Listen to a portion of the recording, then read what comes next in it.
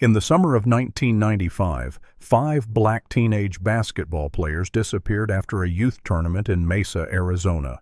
No witnesses, no evidence, no trace. For 2 decades, the desert kept its silence, until a lone hunter stumbled upon a rusted metal case buried deep in the Sonoran sands. Inside, a clue no one expected, a secret that was never supposed to resurface. Claire stirred her coffee absent-mindedly, her mind once again drifting to Sierra, Leah, and the other girls. If they were still alive, they would be 34 by now. Were they living peaceful lives, with families of their own? Had they become the women she once imagined they would be? These questions clung to her every day, like a dull, persistent headache she had learned to live with, but never truly overcome. The phone on the table buzzed suddenly, jolting her. She glanced at the screen, expecting a message from the support group or a former colleague. But the name that appeared made her breath catch. Detective Jackson Hale. "Marcus," she said, her voice barely more than a whisper. "It's Jackson Hale." Marcus looked up from his newspaper, eyes widening as if he'd just heard the name of a ghost. Jackson Hale, the man who had once led the investigation into Sierra and her friend's disappearance. A case long thought to be buried by time, despite media frenzy and months of desperate searches. "Pick it up," Marcus whispered, setting his coffee cup down, his hand trembling slightly. Claire swiped to answer. Her heartbeat thundered in her ears. "Mrs. Thompson," came Hale's distinct, gravelly voice over the speaker. "I hope I'm not disturbing your morning." "Not at all," Claire replied, putting the phone on speaker so Marcus could hear too. "Is something wrong?" "We've just had a major update in your daughter's missing persons case," he said calmly, though Claire could detect the tension lurking just beneath the surface. Her stomach tightened. "What kind of update?" she asked, her voice barely able to carry the weight of the fragile hope forming inside her. "It's difficult to explain over the phone," Hale replied, his tone measured. "I'd like to ask you and Mr. Thompson to come down to the Chandler Police Department as soon as possible." Marcus leaned forward. "We'll be there right away," he said firmly. "Thank you. I'll be waiting." The call ended, leaving the kitchen in a heavy silence. Claire and Marcus sat still, as if any sudden movement might shatter the delicate moment they were suspended in. "Do you think it's real?" Claire whispered, unable to finish the question. Marcus reached across the table and gently squeezed her hand.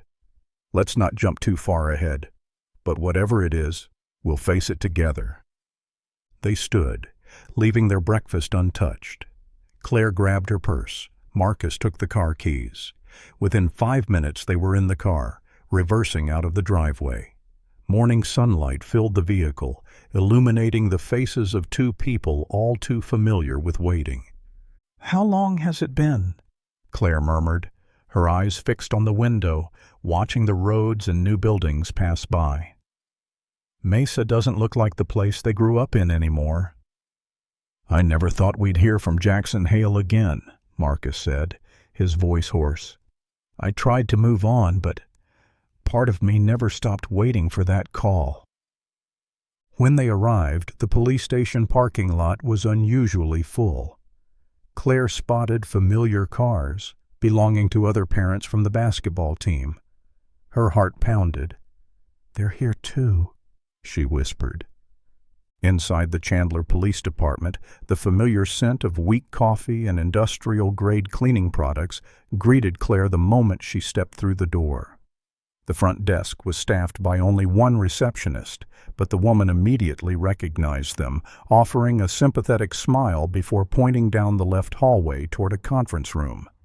Claire and Marcus entered, the cold fluorescent lights casting a harsh glow across the tense faces of 4 other sets of parents already seated. They sat around a long plywood table. At the head of the room stood Detective Jackson Hale, silent, his once black hair now visibly streaked with gray. Deep lines carved around his eyes startled Claire, Not just time had changed them, but also the weight of 2 decades of silence. "Mr. and Mrs. Thompson," Hale nodded, his voice low and even. "Please, have a seat." Claire gave a quiet nod in response. As they took the last 2 empty chairs, she glanced around the room, meeting the eyes of fellow travelers in grief. Linda and Robert Daniels, Kira's parents. Judith and Michael Lee, Hannah's parents. Susan Collins, Jasmine's mother. And Peter and Elena Martinez, Leah's parents. They all bore the same wound, lived the same unending nightmare. Detective Hale cleared his throat, his eyes scanning the room. "Thank you all for coming on such short notice," he began. "As I mentioned on the phone, we've just received a significant update in your daughter's case." He paused briefly, his expression tightening. "Early this morning, a hunter walking his dog through the Sonoran desert found an object we believe may be directly connected to the girl's disappearance." He turned to his laptop and typed a few keys. An image appeared on the large wall-mounted screen, a rusted metal suitcase, partially buried in the sand near a large stone slab. The lid had popped open, revealing crumpled fabric in faded blue and white inside. "That's the team uniform," Susan Collins gasped, her hand flying to cover her mouth. Claire leaned forward, holding her breath as she stared at the photo. The blue was faded, dust-stained, but unmistakable. It was the same fabric and color as the uniform Sierra and her friends wore in their final basketball game. Detective Hale continued. "The hunter said his dog started sniffing and digging at that exact spot. The area has no human footprints. It's far off any popular hiking trail, about 30 miles south of Chandler." He switched to the next photo, a wider shot of the desolate surroundings where the suitcase was found. No people, just rock, sand, and sparse desert shrubs. "We've dispatched a forensics team to the site. The suitcase was discovered early this morning, and the samples are now being carefully processed." Marcus spoke up, his voice raspy. "Is the scene still untouched?" "It's still preserved," Hale confirmed. "But let me be clear. This is a potentially active crime scene, so all activity must be supervised." Claire clenched her hands. "I want to go there. I need to see it with my own eyes." Others began to nod in agreement, voices overlapping in quiet urgency. Linda Daniels choked up. "After 20 years of silence, we need to see it for ourselves." Detective Hale looked around the room, then exhaled slowly. He pulled out his phone and stepped outside. The room fell into a hushed murmur. Claire barely registered the whispers. Her mind swirled with questions. Why now? Who placed the suitcase there? Was anyone still alive? A few minutes later, Hale returned, his expression heavy. "The forensics team has agreed, but under strict conditions. No one crosses the marked perimeter, no one touches anything, and everyone must follow the field officer's instructions exactly." A quiet sigh of relief slipped from Claire's lips. "Thank you," Marcus said, rising with his wife. "We'll follow the rules." "We'll leave in 15 minutes. It's about an hour's drive," Hale confirmed. They left the meeting room, walking down the long corridor toward the parking lot. Along the way, the late morning sun filtered through the windows, casting streaks of light across their hurried steps. Claire gripped Marcus's hand tightly, that same hand that had held her together for 2 decades, and now, once more, anchored her as they approached the moment no one could predict. She didn't know what waited in the desert, but one thing she knew for certain: it wasn't just a suitcase. It was the first door opening toward a truth they had never been allowed to know. The convoy departed Chandler under the late morning sun, Detective Jackson Hale's unmarked SUV leading the way, followed by 5 civilian vehicles, each one carrying its own share of painful memories and fragile hope. Claire stared out the window as the city slowly faded behind them, the streets giving way to dusty fields, scattered low shrubs, and dry pebbles. In her mind, an image surfaced uninvited: the girl's last performance night. It was a regional cheerleading competition in 1995. Sierra, Leah, Jasmine, radiant, strong, 14 years old, shining on the court like the world belonged to them. After the performance, the girls had called home, thrilled to share they had won second place. She remembered Sierra saying, "Mom, I'll tell you more on the way back." But that call never came. By the time they reached the desert area, the sun was high, casting a harsh glare on the jagged terrain. The convoy pulled into a stretch of hardened ground, near a few other SUVs and a forensics van. No trees, no shade, just sand, rocks, and silence. They followed Hale along a rugged trail, roughly half a mile long, toward a white tent, cordoned off with police tape that seemed to hum like an invisible warning. Outside the tent, a middle-aged man stood with a thick-coated, gentle-looking dog. Hale gestured toward them, introducing, "This is Ethan Morales, and this is Scout, the dog who found the suitcase." Ethan stepped forward and extended his hand. "I wish we were meeting under better circumstances," he said, voice raspy, eyes sincere. Claire shook his hand, her voice trembling. "Thank you. We don't even know how to say it." Ethan nodded, glancing down at Scout, a mixed breed between an Australian Shepherd and a Labrador, with mottled gray fur and alert eyes. "Scout deserves the credit. He sniffed something under the ground and wouldn't leave. When I got closer, he'd nearly finished digging it up." Marcus nodded, looking at the dog as if silently offering his gratitude. "Can we take a look?"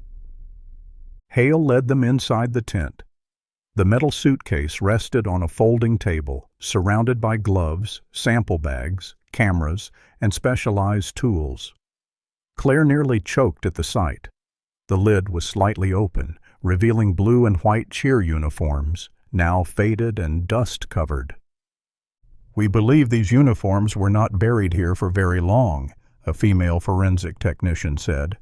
"Possibly within the last year." "A year?" Peter Martinez stepped forward. "Our daughters went missing 20 years ago." "That's exactly what makes this discovery unusual," Hale replied. "We believe someone returned to bury these items hastily. The hole was shallow, the rocks lightly scattered, as if they didn't expect anyone to ever come here." Claire stopped listening. Her eyes had locked on a small plastic evidence bag next to the suitcase. Inside was a tarnished silver teardrop earring. She stepped closer, her heart pounding. "That one!" Her voice broke. "I gave that to Sierra for her 13th birthday. She wore it to the performance." No one spoke. The room fell into a thick silence. "We'll run a match," Hale said softly. "But the odds are high." A movement at the edge of her vision made Claire turn. A silver sedan had just pulled up near the site. The man who stepped out stunned not only her, but many of the other parents. Victor Caraway, the former cheerleading coach. He walked toward them quickly, his gaze landing on Claire and Marcus.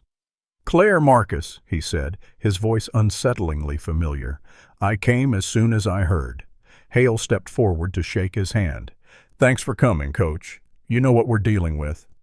"Of course," Victor replied. "I've followed this case the whole time. These girls, they were mine." Claire heard it, "my girls," and felt her spine crawl. After 20 years, Victor still referred to them in the same way. When the case had begun to fade from the headlines, it was Victor who had rallied the community, organized vigils, and even funded search teams. Yet something in his demeanor had always made Claire uneasy.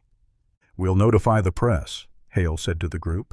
"This is our first breakthrough in 2 decades, and the community that searched tirelessly, they deserve to know something's been found." In the distance, a group of reporters was beginning to set up equipment. Claire caught sight of a young female journalist speaking intently with an officer, jotting down notes. Victor moved closer to the table, looking down at the uniforms inside the suitcase. No expression, no tears. "After all these years," he murmured, "I never stopped hoping we'd find them." Claire said nothing. She stared at him into once familiar eyes, now foreign and chilling. Inside her, something began to crack. Not pain, but instinct. Victor Carraway turned toward Ethan Morales, who was standing near the investigation tent with his loyal mixed-breed dog, Scout. The midday sun pierced through the white tarp, casting their shadows on the dusty ground. Victor extended his hand, voice low but sincere. "Thank you, Ethan. Your discovery might be the turning point we've waited for. 2 full decades." Ethan nodded, shaking Carraway's hand. His sun-worn face was lined with gravity. "I was just walking the dog like usual. Scout was the one who picked up the scent. She wouldn't budge, kept digging until—" Victor glanced toward the evidence table where the blue and white uniforms were being examined. He sighed, his gaze dimming. Then he slowly stepped away from the tent. Each of Victor's steps was heavy, as if he were walking through a graveyard of memories. He passed by the parents gathered in small clusters, their eyes filled with hope and fear. Every handshake was a confrontation with pain that had never slept. Every "I'm so sorry," "we never forgot," "we always hoped," sounded like it had been said 100 times over the years. Then he stopped in front of Claire and Marcus. "It's been a long time." His voice dropped low, almost a confession. Claire didn't answer immediately. She looked at Victor with eyes half guarded, half grateful. Marcus squeezed her hand tighter, standing close beside her. "We're trying to be okay," Marcus replied slowly. "Heard you're no longer with the school?" Victor nodded. "I left the school system 10 years ago, started my program, training independent cheer teams. Still busy, but it's different." Before Claire could respond, a voice called out from behind. "Excuse me, can we interview some of the parents?" A young female reporter held a microphone, followed by a cameraman with his rig already rolling, the LED light casting a pale glare on the weary faces. Detective Hale, standing a few meters away, heard and stepped in. "All right," he said firmly, "one at a time. Keep it quick and respect their emotions." The camera began to roll. Susan Collins went first. She spoke only a few lines before her voice broke at the mention of Jasmine, the girl who once wrote in her diary that she wanted to be a pediatrician. "She didn't even know what it meant to fall in love," Susan choked. "She was only 14. Claire gripped Marcus's hand, her eyes welling as another mother's pain echoed her own. When it was their turn, the camera light beamed straight at them. Marcus adjusted his collar. Claire took a deep breath, trying to steady her voice as the reporter asked, "Mrs. Thompson, after 20 years of waiting and searching, how do you feel now?" Claire answered slowly, each word drawn from her heart. "This moment, it scares me, but it also brings me back to life. We never stopped searching for our daughter. If Sierra is still alive, if she can hear this, know that your parents never gave up. And we never will." Marcus added, his eyes fixed on the lens. "We want answers. But more than that, we want the chance to hold our daughter again." The camera cut. Silence followed. Claire exhaled, slowly turning to Marcus. "I left the camera and my water bottle in the car," she whispered. "Wait for me?" "No, I'm coming with you. You shouldn't go out alone here," Marcus said firmly. They informed Detective Hale, who nodded with a stern reminder. "Stick to the same path. This isn't a playground. Don't make me file another missing persons report." Claire gave a faint smile. "We won't go far." The two of them headed back down the trail. The sun was harsher now. The ground scorched underfoot, and the smell of dried grass hung in the air. As they neared the parking area, Claire stopped abruptly. "Marcus, look!" In a side lot not far from them, an old gray truck was parked off-center. No license plate. 3 men stood around it. One was dragging a large, tarp-covered object from the truck bed. Another was hunched under a cactus bush. The third sat inside the cab, hands on the wheel, eyes scanning the desert with caution. "Look familiar?" Claire whispered. Marcus frowned. "Not a picnic crew. Doesn't look like forensics either." "Something's not right," Claire said, quickening her pace, her eyes locked on the truck. "Wait, Claire! We made a promise!" Marcus hurried after her, voice low but sharp. "I just want a closer look," she replied, her palms now slick with cold sweat. "Just 1 minute." They took a few more steps. Then the man under the cactus stood up and turned. His face briefly caught the light, just long enough to make Claire freeze. "That guy!" Marcus tugged her arm. "We need to go. Now. Tell Hale." Claire turned, but not before stealing one last glance at the truck. And she saw. The man in the driver's seat was staring right back. His eyes were dark as coal, unblinking. The truck suddenly jolted. Its engine had started. "Marcus, now!" Claire said, spinning around, pulling Marcus with her in a fast walk. She didn't know what was about to happen, but one thing was certain. They had just glimpsed another piece of the mystery, a piece that was trying once again to disappear. Detective Hale stood still for a long moment after listening to Claire and Marcus recount what had happened.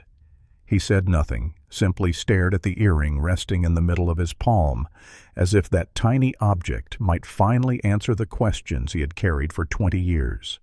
A silver hoop, worn thin at the clasp, glinted faintly under the sunlight.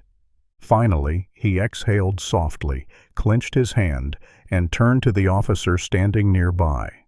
"Call in a second forensics team to the southern area of the suitcase discovery, immediately," he said, voice not loud but firm enough that no one dared to delay. "It could be the primary crime scene, or at least a transfer point." His gaze turned back to Claire and Marcus, no longer the disapproving look for having left the coordination camp without permission. Now it was genuine concern, with a trace of what seemed almost like respect. "Did you get a good look at any of their faces? A license plate photo?"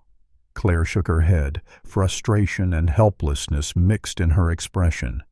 "Too late. I had my phone out, but by the time I hit capture, it was just a cloud of dust. The truck sped off fast, but I did catch one thing. On the back windshield, there was a logo, a circle, with the letters FP or maybe FS. "FPS?" Hale frowned. "Force Performance and Sports?" Marcus froze. "You know that company?" "Yes, a name that's gotten more attention in the past few years," he replied, slowly, as if arranging old puzzle pieces. "Physical training, sports equipment, sponsors independent cheer squads, and—" He paused. "It was once promoted by Victor Carraway." The air seemed to freeze. Claire turned to Victor, who had stepped a few paces back, almost trying to keep himself out of the conversation. His hands were clasped, sweat forming on his brow, eyes fixed on the cracked earth in front of him. But Claire's voice rang out, clear, unshaken. "FPS, that's the company you founded, isn't it?" Victor looked up, his gaze unsteady. "Yes, but I stepped away from it years ago. I was just one of the founding members. They restructured, changed shareholders. I'm no longer involved." 3 suspicious men driving a truck with that logo. No plates. They fled right after the suitcase was discovered, Marcus added. And then Amber's earring shows up. Victor clenched his jaw, eyes flicking quickly from Claire to Hale, as if searching for something solid to hold on to. I don't know anything about that. I swear, I haven't heard from the company since I left." Claire didn't blink. "Do you still have old personnel records, partners and coaches?" Anyone who's worked with FPS? Victor nodded. I still have a hard drive with some files, and I can reach out to a few old contacts. If it helps the investigation, I'll share everything I have. Hale gave a slight nod for the first time in the conversation. Good. We'll need a detailed list. Names, emails, phone numbers, anyone who's ever set foot in an FPS training facility. Okay, I'll send it tonight, Victor said, his voice no longer as shaky.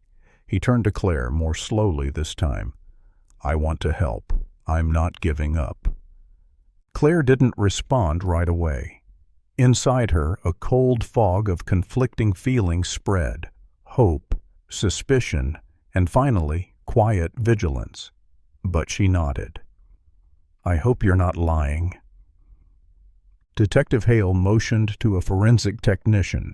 The earring was placed into an evidence bag, sealed, and labeled with a green code, like a heartbeat recorded in a file. This will be prioritized. The lab will cross-check DNA and look for any fiber traces. As for you two, return to the command post, and don't leave again without permission. Claire and Marcus nodded, leaving in silence. Once they were out of sight behind a grove of brush, Hale remained where he stood, hands on his hips, eyes drifting toward the desert, which shimmered faintly under the afternoon heat. He could feel the pieces moving now, on their own, as if he were merely a witness to the unfolding. A soft bark broke the silence behind him. Ethan Morales was walking up with Scout, still gripping the leash as if afraid the sharp-minded dog might act on her own again. I know that southern land well, Ethan said. If you need a guide, I can help. Thank you, Hale replied, shaking his head, but we can't risk involving civilians any further. Claire turned back, placing a hand gently on Ethan's arm. If it weren't for you and Scout, we would never have found that suitcase. Ethan nodded, his gaze quiet. Scout sat at his feet, glancing once at Claire, as if assessing whether this new pack could be trusted. Finally, Hale ordered the group of parents to return to the coordination center and instructed them to wait temporarily at a roadside diner, close enough to stay informed, far enough to stay safe. Claire gave one last look at the desert before getting into the car. The southern stretch of land remained quiet, its sand unmoving. But she knew, clear as the sun overhead, the storm was coming. And this time, she wasn't the one running. She was the one walking straight into its heart. Claire and Marcus stood up and moved toward the wall covered with customer photos next to the checkout counter. They scanned each frame closely. There were locals, tourists, and groups of young friends posing with restaurant staff over the years, but not a single face matched the man they had seen in the desert. Claire frowned. She was almost certain that man had come here multiple times. Why else would he have given the earring to the waitress? The sudden ring of a phone startled Claire. She looked down. An unknown number. Stepping out into the hallway, she answered. Mrs. Thompson, this is Officer Mendez from Detective Hale's investigation unit. A voice came through. Hello, officer. Any updates? Claire asked, hope rising in her chest. We followed the tire tracks to an abandoned cabin about 5 miles from the original point of contact. The truck was found abandoned nearby. Claire held her breath. What about the 3 men? No sign of them. We checked the house and the surrounding area, completely deserted. The truck was empty. Claire gripped the phone tightly. Nothing? No belongings? No tools? No, ma'am. But the truck has been impounded and will undergo forensic analysis. Detective Hale wanted you to know we're not stopping.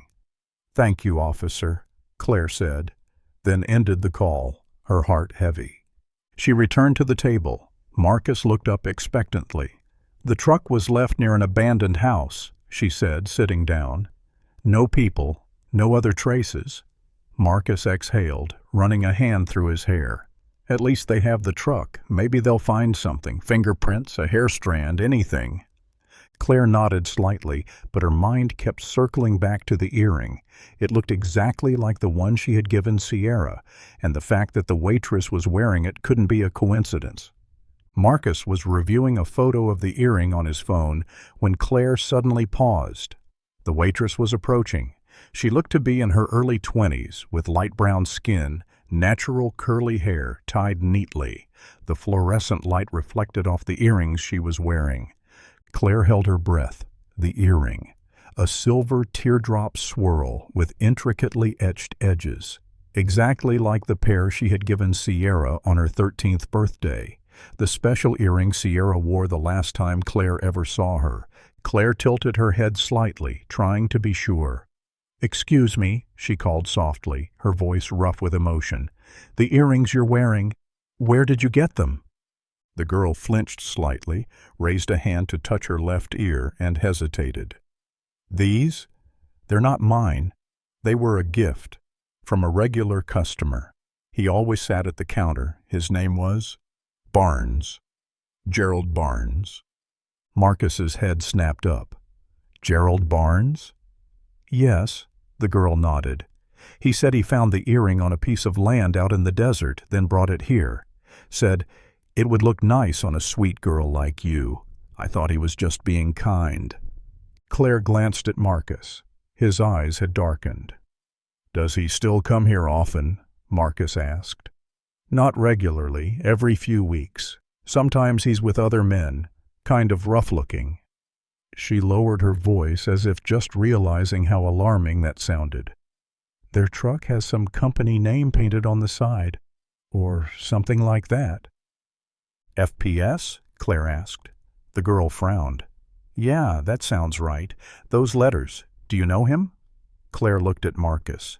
She didn't have to say a word. He understood. They had found an important link. "Do you know where Mr. Barnes lives?" Claire asked. "I heard it's out west near Laughlin Ranch Road. There's an old livestock ranch, or maybe a recycling yard. I'm not sure." Marcus shot to his feet, but Claire placed a hand on his shoulder. "Wait," she whispered. "We need to go back and tell Detective Hale. No action on our own." The waitress watched them, curious. "Is something wrong?" "You've helped more than you realize," Claire said, her voice calm but razor sharp. They left the diner in silence, but inside Claire, a storm had begun. The name Gerald Barnes was now etched deep in her mind, and for the first time in 20 years, she felt that someone knew the truth. And maybe that truth was still waiting, buried just beyond the edge of the light. Claire and Marcus's SUV crawled slowly along the bumpy green dirt road, a fine mist of dust swirling behind the tires. The rubber crunched over gravel, releasing faint screeches into the unnervingly quiet landscape of the semi-desert south of Chandler. On both sides of the road were scattered dry bushes, sun-scorched yellow grass swaying faintly in the wind. Ahead, a warped wooden gate stood motionless, as if untouched for years. A rusty metal sign dangled loosely in the breeze, the words "Barnes Farm" corroded, only a few letters faintly visible. Marcus glanced at the rear-view mirror, then forward again at the house emerging from the barren field. He frowned. This must be it. Claire didn't answer. Her eyes were locked on the main house, a 2-story wooden structure faded by time, shingles missing from the roof, paint peeling in large, sickly flakes. The windows were boarded up, with only thin slits letting light through like shadowy, watching eyes. Beside it stood a barn, animal pens, and a silent, dust-covered truck, the same vehicle they had seen from afar in the desert. Claire's heart beat faster. As Marcus hit the brakes, the crunch of footsteps echoed from behind the barn. 3 men emerged from the shadows into the sunlight. No hats, no masks, but Claire immediately recognized their build, the faded T-shirts, and their guarded stance. They were the same men who had fled the scene days before. Claire quickly opened the door, stepping out with one hand raised, signaling peace. "Wait, we're not here to—" "Out of the car, now, both of you." The shout cracked through the air like a whip. One of the men had drawn a gun, a sleek black Glock pointed directly at them. Marcus raised his hands instantly. "We're unarmed. We just want to talk to Mr. Barnes." The middleman, tall, tattooed, stopped forward, seized Claire's arm, and yanked her down to the ground. "He doesn't see visitors," he growled, dragging her roughly from the vehicle. "Don't touch her!" Marcus shouted, but was immediately elbowed hard in the ribs by another man, doubling him over. In less than a minute, both were tied at the wrists with rough rope and blindfolded with black cloth. A harsh hand pushed them forward. Claire felt every small stone underfoot, every stumbling step as they were led into the house. Hinges groaned as the door opened. Then the sound of old wood creaked beneath them as they were shoved down a steep staircase into the earth. Eventually, a heavy steel door clanged open. Cold, damp air rushed into Claire's lungs. The stench of mold, rusted metal, and stale human scent almost made her gag. She was shoved hard, collapsing onto the hard ground. The steel door slammed shut behind them, locks clanking like a sentence passed. A few seconds passed in silence, then the blindfold was ripped from her eyes. Pale, flickering light from a weak ceiling bulb stung her vision. She blinked rapidly, adjusting to the gloom, cracked concrete walls, a rough dirt floor, an old flattened mattress in the corner. And then she saw a thin figure, tangled hair, eyes wide and confused in the dim light. Claire whispered, unbelieving, "Sierra." The girl blinked. "Mom?" That voice, raspy, faint, but one Claire had never forgotten. "Oh my God, Sierra!" Claire surged forward, but was restrained by the man standing nearby. "I'm your mother," she cried, tears streaming down her face. "You're alive! You're alive!" Sierra stood slowly, body trembling, then stepped forward. Claire lunged and wrapped her arms around her daughter. Both sobbed, clinging to each other. I'm here now." Marcus stood behind them, silent, hands shaking. "Sierra, it's Dad." Sierra turned her head slowly, nodding, tears slipping down her hollow cheeks. "I thought I'd never see you again." Beside Sierra, Claire now noticed two other girls, one with light brown hair leaning against the wall, eyes vacant.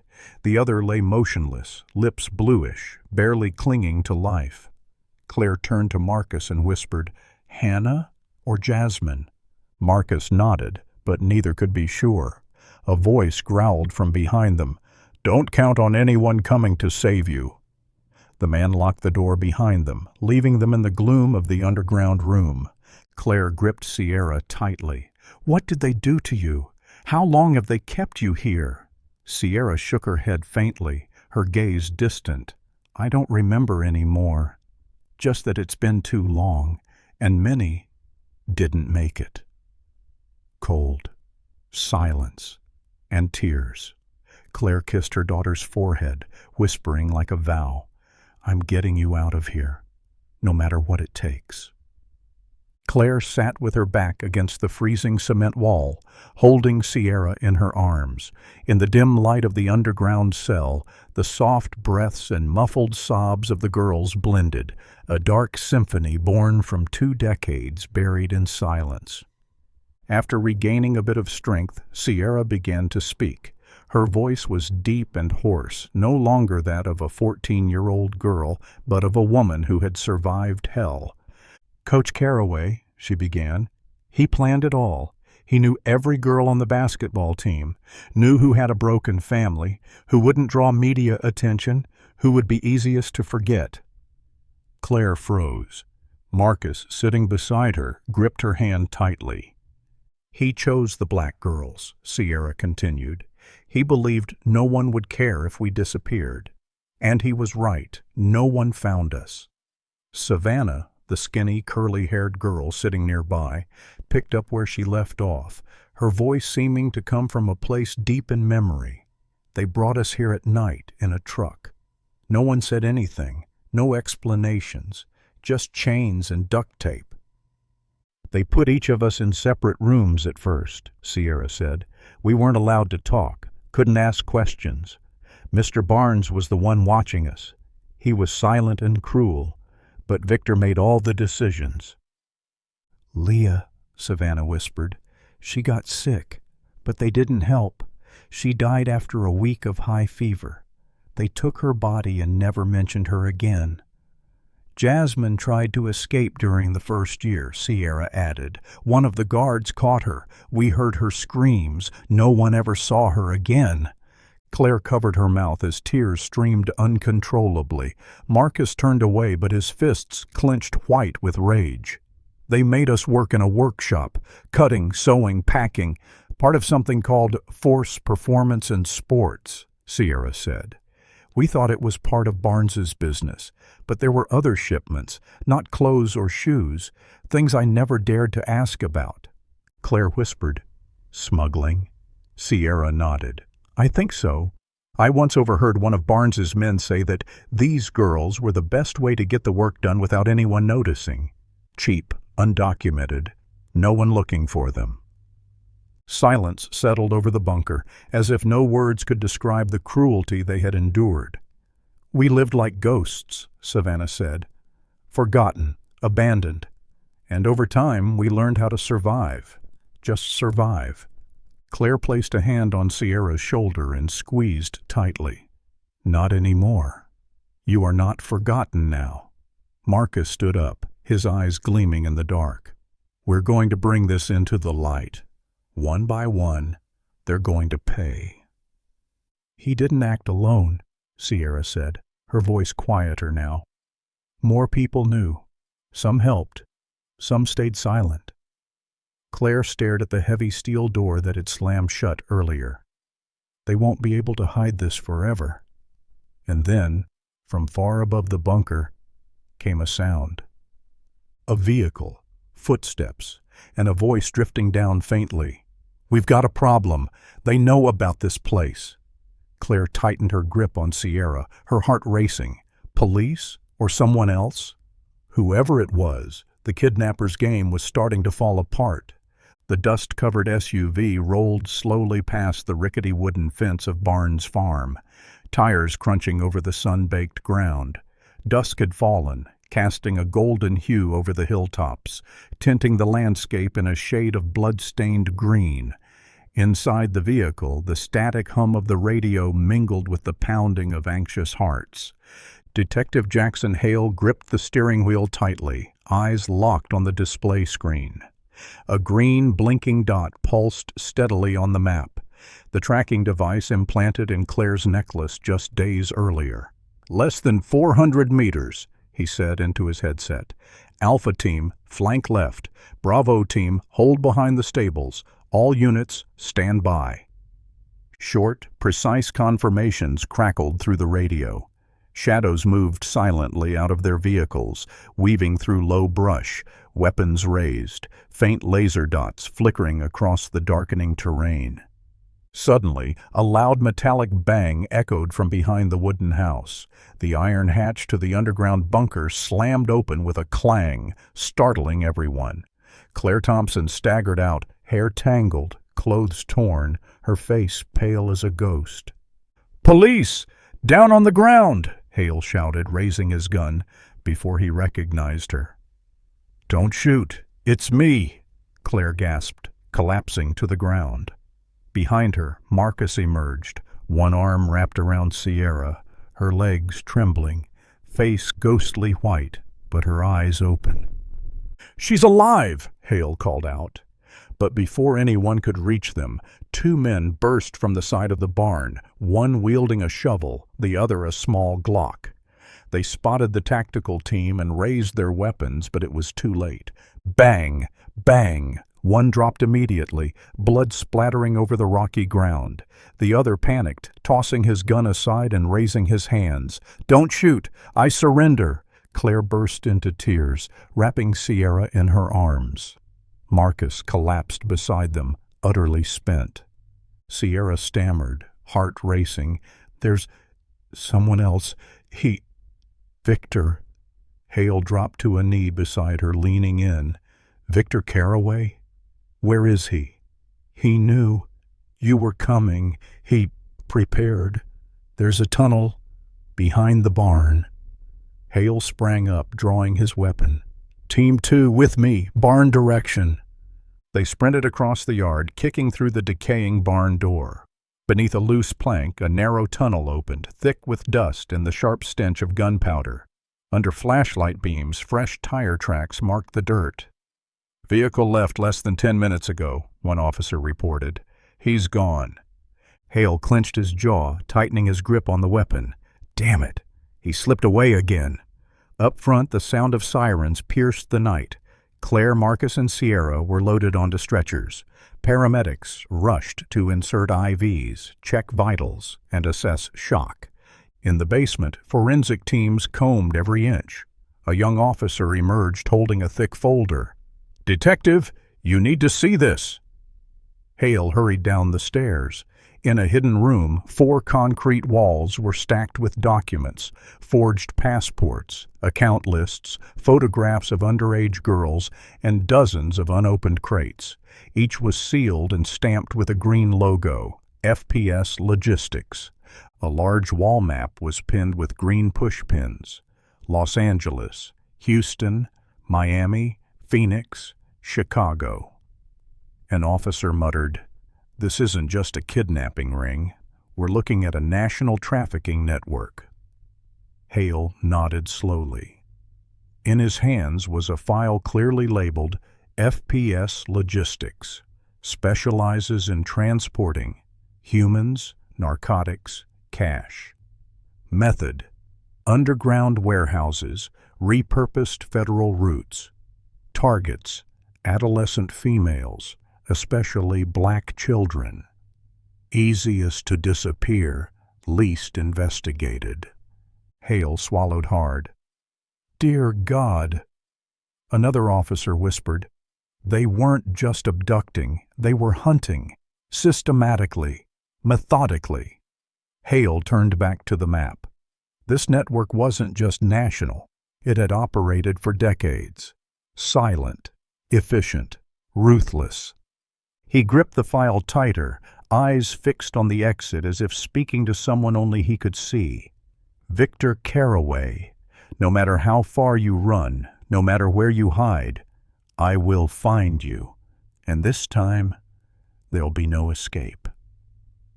The highway stretched like a blade driven into the scorched desert. Tires scraped against the melting asphalt, shimmering under the blinding sun.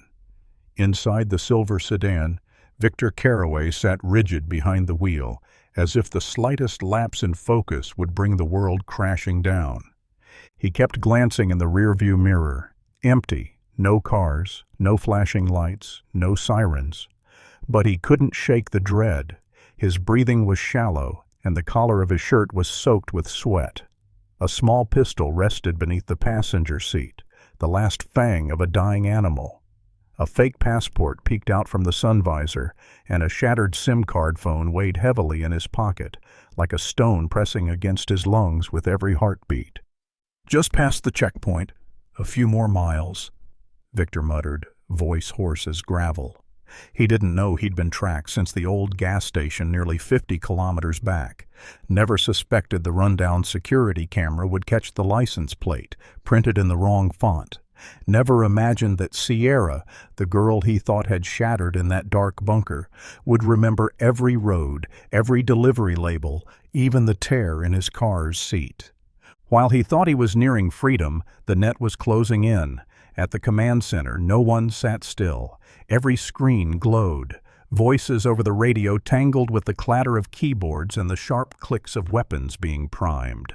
Jackson Hale entered like a storm, holding a file stamped in blue, extremely dangerous. His face looked like a blade honed between trials. "He's changed lanes onto I-8, heading for the border," he said briskly. "If we don't intercept at Tucson, he'll be gone." Orders fired off instantly. A patrol unit lay in wait. Black armored figures hidden among dry brush behind rocks in the desert's long shadows. Everyone knew this was the final chance to end it. Claire sat silently beside Sierra. The young girl, no longer a child, remained still as stone, but her eyes said everything. Steady, unafraid. For the first time since her life had slipped into darkness, she faced forward, waiting for something real to end. "This time," Hale murmured, "he'll have no shadow left to crawl into." As the silver sedan sped forward, the sky had turned gold with sunset. The light slashed across the earth like a blade.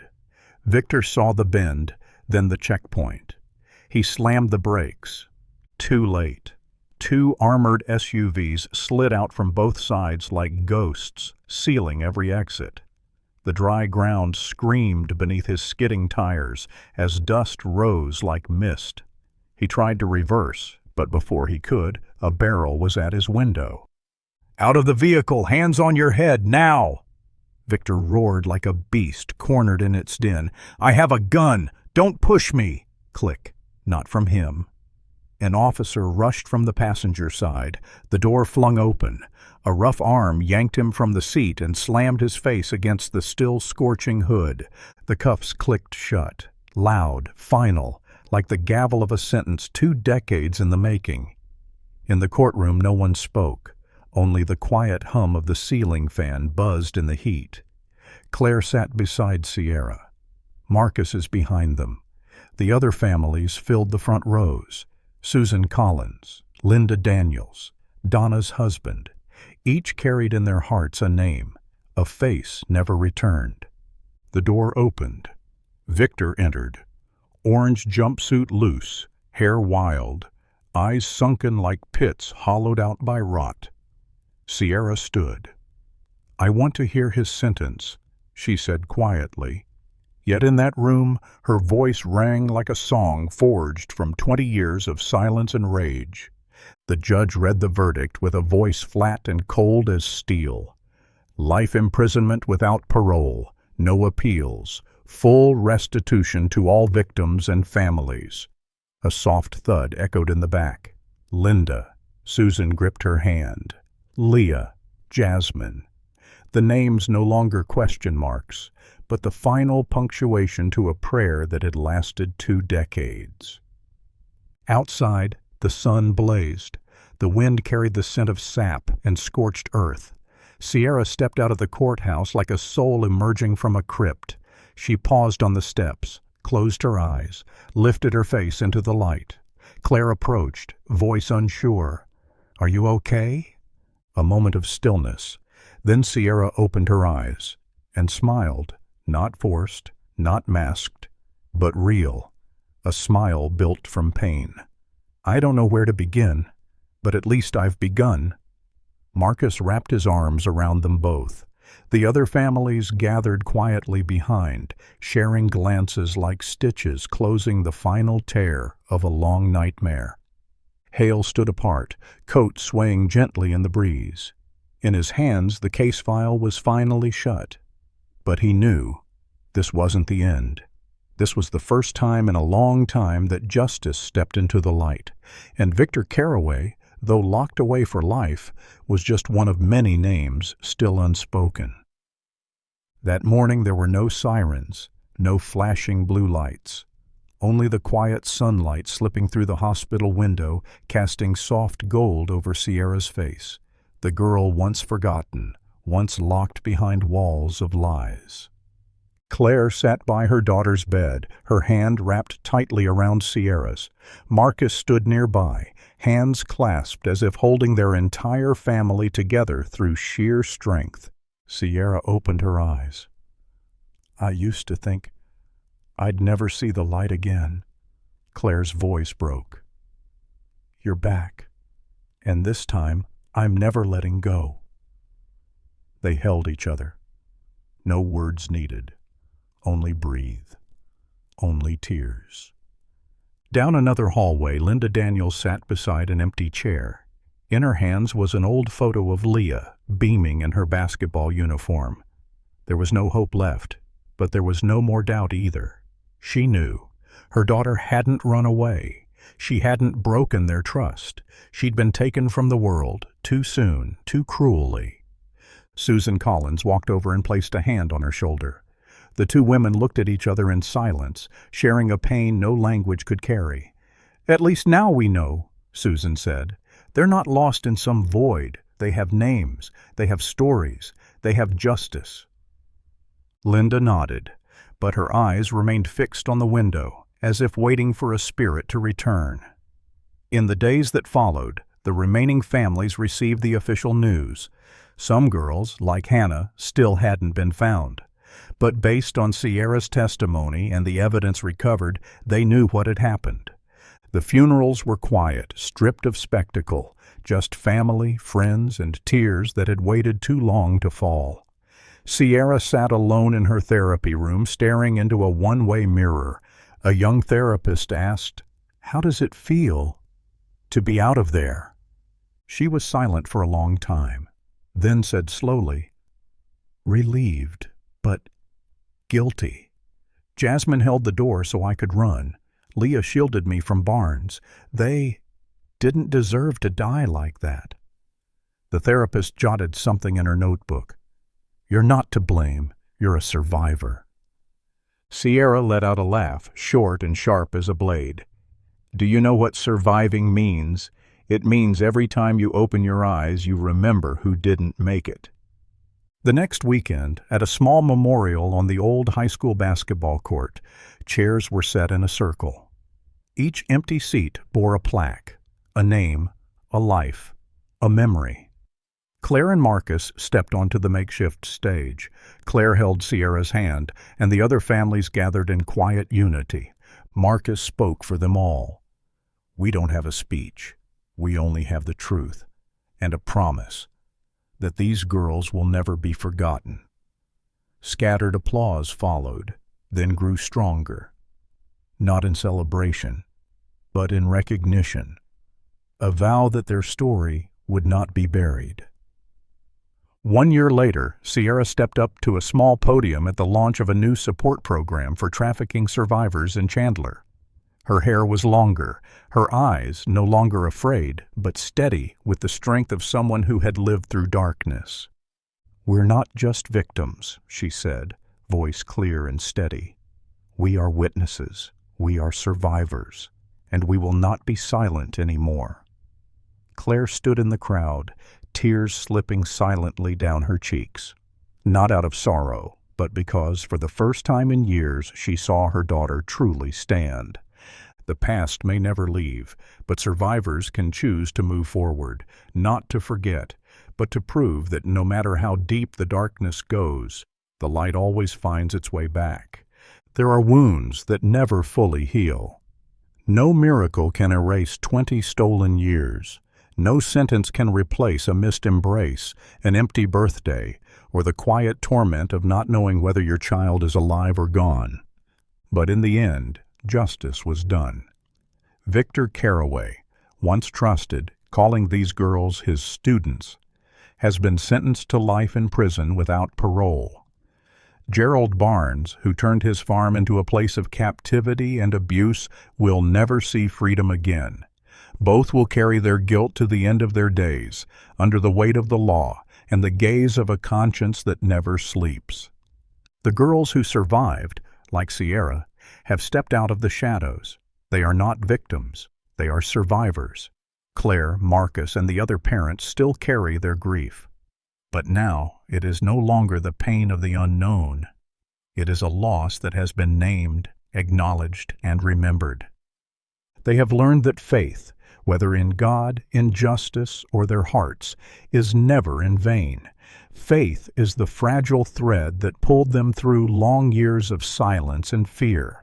Honesty and courage, no matter how small, are the flame that can pierce through even the darkest hidden truths. No one can turn back time, but they can move forward with love, with forgiveness, and with a promise that they will never again stay silent in the face of darkness. Because goodness isn't easy, but it always wins if we are brave enough to stand on its side.